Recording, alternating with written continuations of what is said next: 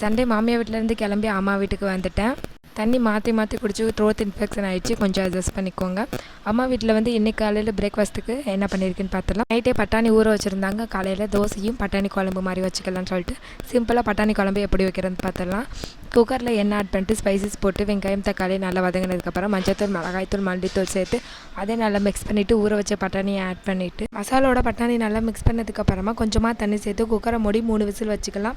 3 whistle வந்ததுக்கப்புறமா பட்டாணி நல்லா வெந்திருக்கும். இப்போ கொஞ்சமாக தேங்காய் முந்திரி பருப்பு சோம்பு போட்டு நல்லா நைஸாக அரைச்சி ஆட் பண்ணிவிட்டு நல்லா கொதிக்க வச்சுக்கலாம்.